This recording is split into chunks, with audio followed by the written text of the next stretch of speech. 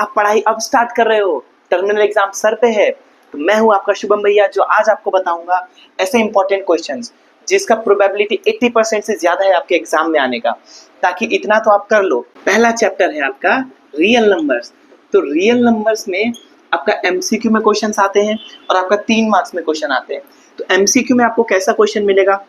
MCQ में आपको ऐसा क्वेश्चन मिलेगा कि मान लो पी दिया हुआ है एम स्क्वायर एन ऐसा कुछ, और क्यू दिया हुआ है एम एन स्क्वायर ऐसा कुछ।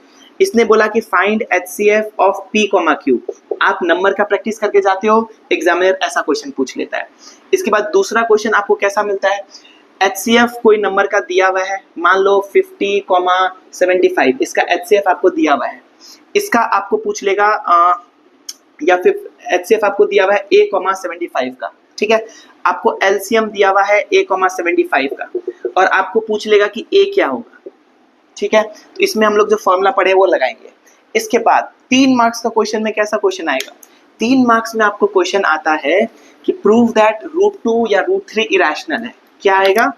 प्रूव √2, √3 या फिर √3 + 2 या फिर 5 + 2 √3 इरेशनल है। इससे बाहर इरेशनल प्रूफ करने को नहीं आता है। दूसरा 3 मार्क का क्वेश्चन क्या आ जाता है कि मान लो मैथ का आपके पास 15 बुक है, आपके पास फिजिक्स का 12 बुक है, आपके पास केमिस्ट्री का 6 बुक है, ठीक है। तो इसको किस तरीके से अरेंज करें कि हर खंड में बुक बराबर बराबर आए। तो ये क्वेश्चन एग्जाम में आ जाता है वर्ड प्रॉब्लम का, जो 3 मार्क्स का आता है, बहुत आसान होता है। तो ये है आपका फर्स्ट चैप्टर से इंपॉर्टेंट क्वेश्चन, इससे बाहर ज्यादातर एग्जाम में आता नहीं है। वैसे टर्मिनल एग्जाम में और एक स्पेशल क्वेश्चन है जो एनसीईआरटी में आपका है। एनसीईआरटी में आपका ये क्वेश्चन है कि मान लो 5 का पावर n, ये आपका 10 से डिविजिबल है या नहीं है, ठीक है। ये 0 से एंड करेगा या नहीं करेगा, तो उसके लिए हमको फैक्टर देखना होता है 2 और 5 का। एक ये आ सकता है, और एक आपका कंपोजिट या प्राइम दिखाओ, ये आ सकता है। मान लो 2 × 3 × 5 कोई बड़ा नंबर दिया हुआ है +7, ये नंबर कंपोजिट है, ये प्रूफ करो।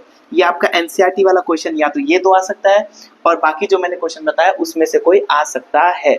तो फर्स्ट चैप्टर बहुत ज्यादा आसान, इसको तो एकदम उखाड़ के फेंक देना है, ठीक है। 6 मार्क्स या 10 मार्क्स फ्री। इसके बाद आ जाओ आपका सेकेंड चैप्टर। सेकेंड चैप्टर है आपका पॉलिनोमियल्स। पॉलिनोमियल्स वैसे आपको डिफिकल्ट लगता होगा, लेकिन आएगा इसमें से बहुत आसान सवाल। पहला सवाल जो फिक्स्ड है, मान लो चैप्टर 2 का पॉलिनोमियल्स, ठीक है। पहला तो इससे एमसीक्यूज आता है। इससे एमसीक्यूज कैसा आता है कि p of x is equal to कोई भी इक्वेशन दिया है और बोलेगा find k if x equal to 2 is root of the polynomial. तो अगर रूट दिया हुआ है और आपको वेरिएबल निकालना है, तो ये क्वेश्चन आता है आपका एमसीक्यूज में, ठीक है। उसके बाद आपका जो 2 मार्क या 3 मार्क में जो क्वेश्चन आता है, 3 मार्क में जो क्वेश्चन आता है, 3 मार्क में आपका कैसा क्वेश्चन आता है? एक तो आने का चांस है verify relationship that alpha plus beta is equal to -b/a और alpha into beta is equal to c/a। एक तो ये क्वेश्चन आने का बहुत हाई प्रोबेबिलिटी रहता है। उसके बाद दूसरा क्वेश्चन क्या आने का प्रोबेबिलिटी रहता है कि मान लो आपको कोई भी क्वाड्रेटिक पॉलिनोमियल दिया हुआ है, जैसे p of x is equal to 2x² - 5x + 7, जो भी दिया हुआ है, पूछ लेगा इससे 1/α + 1/β निकालो। पूछ लेगा इससे कि अल्फा माइनस बीटा निकालो। ये 2 में से एक क्वेश्चन 100% आपके पेपर में आपको दिखने को मिलेगा, ठीक है। तो आपको ये सब क्वेश्चन में एकदम प्रिपेयर्ड होके जाना है।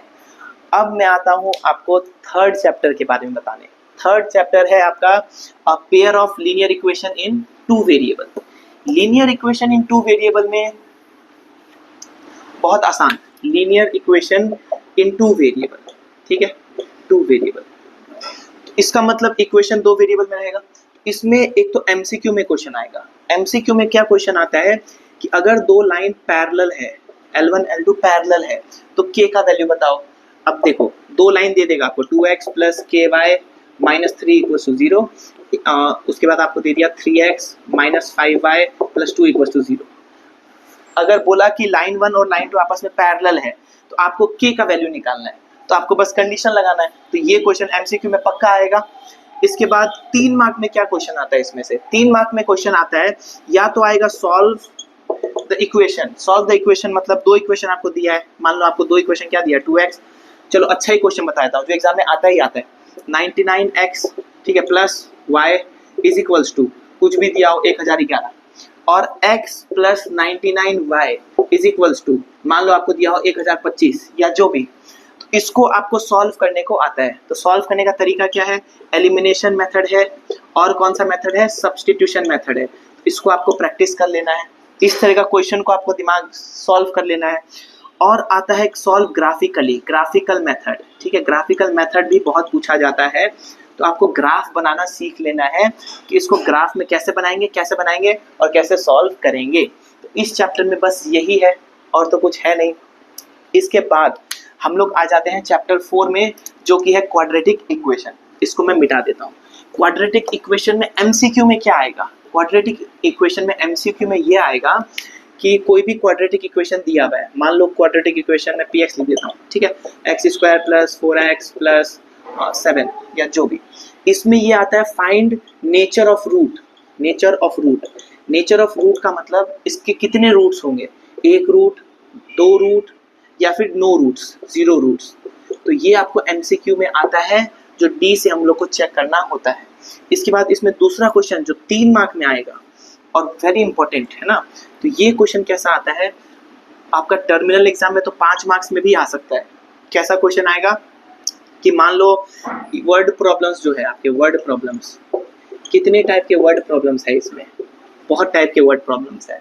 मैं आपको एक हिंट दे देता हूँ, जैसे आपका एक तो ट्रेन का प्रॉब्लम है, डिस्टेंस टाइम का प्रॉब्लम है, एक आपका है 2 डिजिट नंबर वाला, 2 digit number 10x plus y वाला जो प्रॉब्लम है, ठीक है। इसके बाद आपका टैप वाला जो प्रॉब्लम है, tap A and tap B वाला जो प्रॉब्लम है, ये आ सकता है। उसके बाद आपका जो अप स्ट्रीम डाउन स्ट्रीम का जो प्रॉब्लम है, up stream and down stream, इसमें से क्वेश्चन आ सकता है। इसमें से कोई भी टॉपिक आएगा, आपको क्वाड्रेटिक इक्वेशन बना के उसको सॉल्व करना होगा। तो इसमें से 5 मार्क का भी आ सकता है, 3 मार्क का भी आ सकता है, लेकिन आएगा प्रॉब्लम, ठीक है। तो क्वाड्रेटिक इक्वेशन से ये प्रॉब्लम आएगा। अब हम लोग आ जाते हैं अपना नेक्स्ट चैप्टर। कौन सा चैप्टर है, अपना चैप्टर है अरिथमेटिक प्रोग्रेशन, एपी, ठीक है। एपी बहुत आसान चैप्टर है, एकदम बहुत ज़्यादा आसान, 2 फॉर्मूला चैप्टर खत्म। तो एपी में एक तो एमसीक्यू आ जाता है, आराम से एमसीक्यू बहुत आसान, मान लो कुछ भी दिया है, ए दिया है, डी दिया है, पूछ लेगा एन बताओ या एसएन बताओ, ऐसा कुछ, ठीक है। लेकिन जो 3 मार्क में आएगा, ठीक है, वैसे 3 मार्क से ज़्यादा ये क्वेश्चन आता है केस बेस्ड में। किस में आएगा, केस बेस्ड में।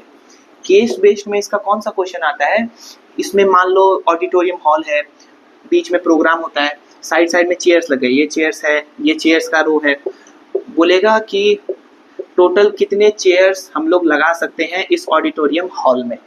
उसके लिए आपको एसएन, टोटल आया तो एसएन बोल सकता है आपको।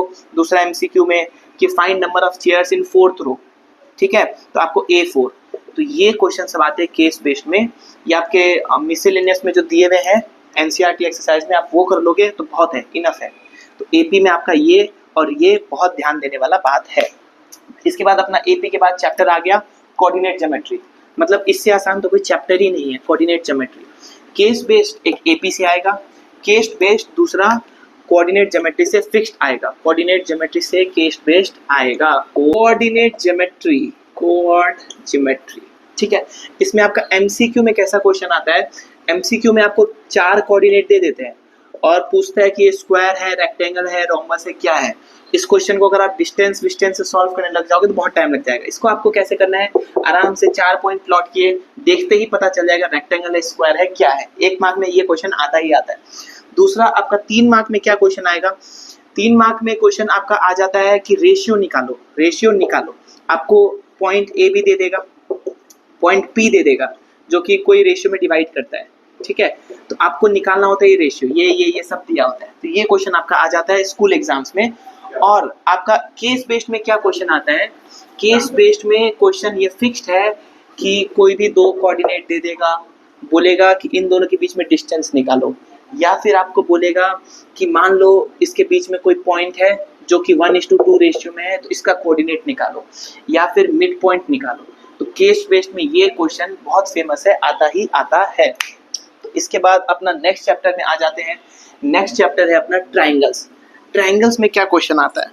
तो ट्रायंगल्स में देखो एमसीक्यू, भैया ट्रायंगल बहुत मुश्किल, बहुत आसान चैप्टर है। देखो ट्रायंगल्स में क्या क्वेश्चन आता है, ट्रायंगल्स में आप ये समझो कि एमसीक्यू में ज्यादातर यही क्वेश्चन आ जाता है। देखो ये डिस्टेंस x है, ये 3 है, ये 4 है, ये 8 है, ठीक है, और पूछ लेगा कि ये x कितना है, तो ये 1 मार्क में ये क्वेश्चन आएगा।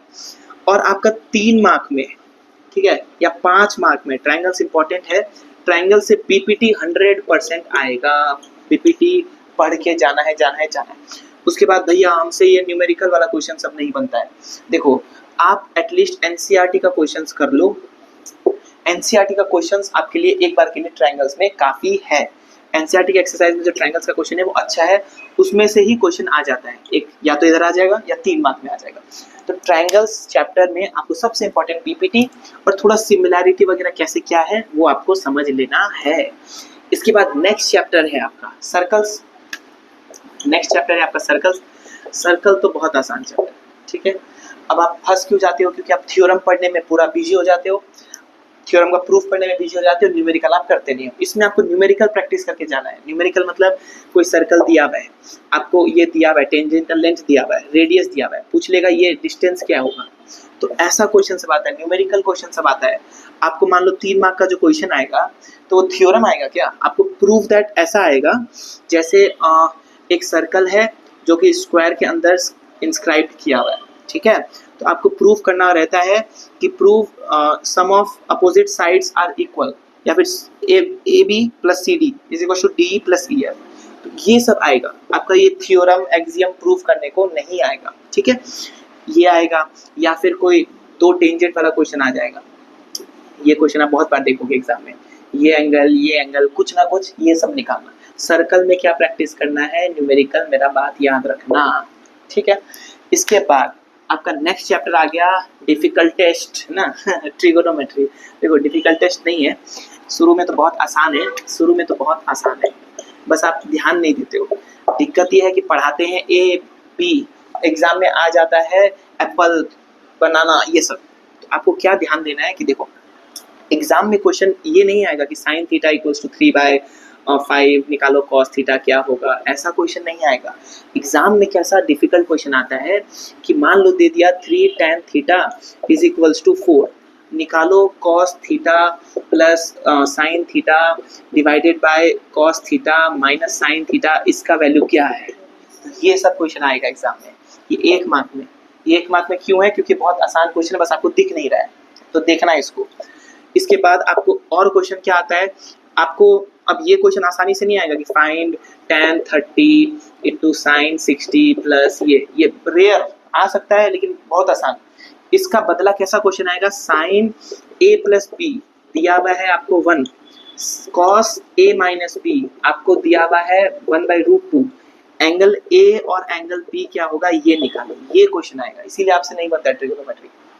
पढ़ते हैं आसान आता है मुश्किल, पढ़ते हैं आसान आता है मुश्किल, समझ में आया। अब आपको आइडेंटिटीज में कैसा क्वेश्चन आएगा, ठीक है, तो आइडेंटिटीज में आपको ये क्वेश्चन आएगा, ये मिटा दूं, आपको आइडेंटिटीज में आप जो भी आइडेंटिटीज है, ठीक है, एटलीस्ट अगर आपको बहुत डिफिकल्ट लगता है तो आप एटलीस्ट एग्जाम्पल्स और एनसीईआरटी का एक्सरसाइज कर लो, एनसीईआरटी का एक्सरसाइज और एग्जाम्पल, आपका आइडेंटिटीज उससे ही मैक्सिमम टाइम आएगा। और अगर आपका बाहर से भी आता है तो बस ये ध्यान रख लो कि tan थीटा को हम लोग हमेशा कन्वर्ट कर देंगे साइन बाय कॉस में, कॉट थीटा को हमेशा कन्वर्ट कर देंगे कॉस बाय साइन में, ठीक है, सेक थीटा को कन्वर्ट कर देंगे 1/cos में, और कॉसेक थीटा को कन्वर्ट कर देंगे 1/sin में। कैसा भी क्वेश्चन हो आपका ट्रिगो का बनेगा बनेगा और बनेगा। इसके बाद नेक्स्ट चैप्टर में आ जाते हैं जो है एप्लीकेशन ऑफ ट्रिगोनोमेट्री। है application of trigonometry, application of trigonometry से एग्जाम में क्वेश्चन आता है ना, एप्लीकेशन ऑफ ट्रिगो, इससे केस बेस्ड क्वेश्चन आता है, case based question. Case based question में रियल लाइफ एप्लीकेशन, जो एनसीईआरटी का एक्सरसाइज है ना, उसमें एक्सरसाइज में जो न्यूमेरिकल्स है उसी में से एक आएगा, उसको आप कर लो।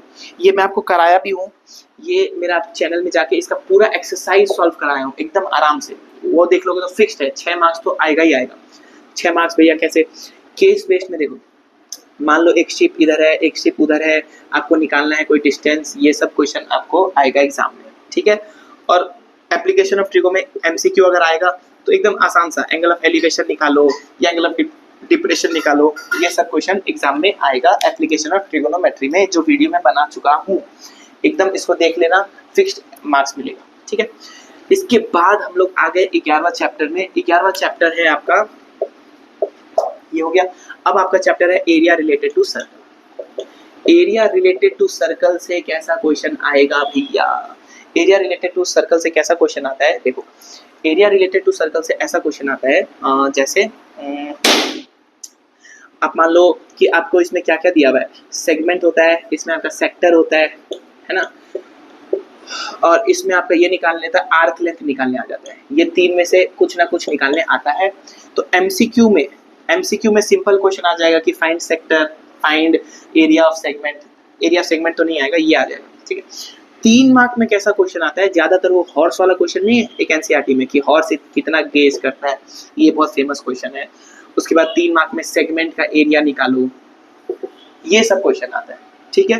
तो एरिया रिलेटेड टू सर्कल बहुत आसान, अगर आप ये फॉर्मूला समझ जाओ तो, ठीक है। तो एरिया रिलेटेड टू सर्कल बहुत आसान। इसके बाद है हम लोग का दूसरा चैप्टर, जो कि है surface area and volume. Surface area and volume, इसमें से कैसा क्वेश्चन आएगा भैया? इसमें से एमसीक्यू में कैसा क्वेश्चन आता है कि रेडियस का रेशियो दिया हुआ है, 2 सिलेंडर है, दोनों का रेडियस का रेशियो आपको दिया हुआ है, ठीक है। इसमें आपको पूछ लिया कि वॉल्यूम का रेशियो क्या है, ये निकालो, ये आपको दिया हुआ है। तो ये आप आराम से निकाल सकते हो, 1 मार्क्स का क्वेश्चन है, आराम से आ जाएगा। इसमें 5 मार्क्स का क्वेश्चन आता है, ये 3-4 का हलवा क्वेश्चन नहीं, 5 मार्क्स का क्वेश्चन आता है। उसमें कैसा क्वेश्चन आता है, मान लो एक क्यूब है, इसमें से एक स्लाइस आइसक्रीम का निकाल दिए, दूसरा क्यूब है, उसमें वो स्लाइस को डाल दिए, तो change in volume, change in surface area क्या हो जाएगा? या आप कोई कैंप में गए, वहाँ आपने टेंट बनाया, और वो टेंट में कितना कपड़ा लगेगा, उसका कॉस्ट कितना होगा, पैसा कितने में बांटना पड़ेगा, वो आपको निकालना होता है। तो सरफेस एरिया वॉल्यूम बहुत आसान, लेकिन कंसेप्चुअल। सिर्फ फॉर्मूला रट के जाएंगे तो होगा क्या? नहीं होगा। आपको 2-3 ऑब्जेक्ट का मिला के पूछता है, तो सिर्फ फॉर्मूला से नहीं आएगा, आपको कंसेप्ट क्लियर होना चाहिए, ठीक है। इसके बाद नेक्स्ट चैप्टर अपना क्या है? नेक्स्ट चैप्टर है स्टैटिस्टिक्स।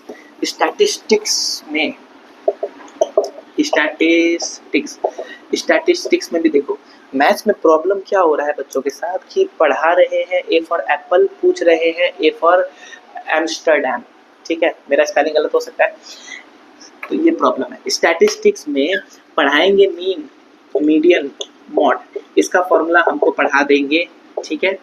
लेकिन एग्जाम में सैंपल पेपर में भी यही क्वेश्चन है कि वैल्यूज ही नहीं दिया रहेगा, ये x और ये y 2, 5, 7 इंटरवल दिया हुआ है। अब इसमें आपको चाहे मीन दे देगा, चाहे मॉड दे देगा, चाहे मीडियन दे देगा, लेकिन आपको x और y निकालना होगा, इसमें आपको n दे देगा, तो क्वेश्चन उल्टा। तो ये क्वेश्चन प्रैक्टिस करके जाना कंपलसरी है। अगर आपका सिलेबस में इस बार स्टैटिस्टिक्स है नहीं है तो पुराने जो है उसको अच्छे से कर लो, ठीक है। और इसमें 1 मार्क का क्वेश्चन में आ जाएगा मीन, मीडियन और मॉड में जो रिलेशन है, एक फॉर्मूला है छोटा सा, उससे 1 मार्क का क्वेश्चन आ जाएगा, या फिर क्यूमुलेटिव फ्रीक्वेंसी का क्वेश्चन आ जाता है। इसके बाद हम लोग आ जाते हैं प्रोबेबिलिटी में। प्रोबेबिलिटी में कैसा क्वेश्चन आएगा? प्रोबेबिलिटी में बहुत आसान सा चैप्टर, प्रोबेबिलिटी में ज़्यादा हेडेक भी नहीं लेना है, शायद पढ़ाया भी नहीं हुआ अभी तक आपको।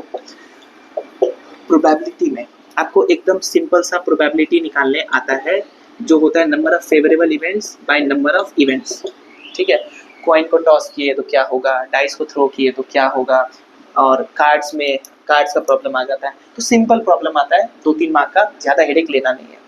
तो ये है आपका क्लास 10 का पूरा सिलेबस, जो कि मैंने आपको जिसमें से सब इम्पोर्टेंट क्वेश्चन बता दिया। आप ये मान के चलो इसमें से 80% क्वेश्चन तो आएगा और फिक्स्ड आएगा। तो आप अपना स्ट्रैटेजी कैसे रखो, अगर अभी तक आप स्टार्ट नहीं भी किए हो तो स्ट्रैटेजी क्या रखो, पहले जो क्वेश्चन मैंने बोला, ठीक है, वो टॉपिक आप नोट कर लो, अपने नोटबुक में नोट कर लो। उसके बाद आप वो टॉपिक को कहीं से भी आप सीख सकते हो, मेरे वीडियोस भी है कुछ, उससे सीख लो, या फिर आप मुझे कमेंट करके बताओ, या फिर आप स्कूल में आपका जो नोटबुक्स है उससे देख लो, फ्रेंड से सीख लो, स्कूल टीचर से पूछ लो, ट्यूशन टीचर से पूछ लो, कैसे भी करके सिर्फ वो टॉपिक्स एटलीस्ट सीखे जाओ। और मैंने एक स्ट्रैटेजी का वीडियो भी बताया है कि 80 मार्क्स कैसे स्कोर करें, एटलीस्ट 80 मार्क्स, आप वो देख लो, आपका आराम से मैथ्स में अच्छा मार्क्स आएगा। Thank you.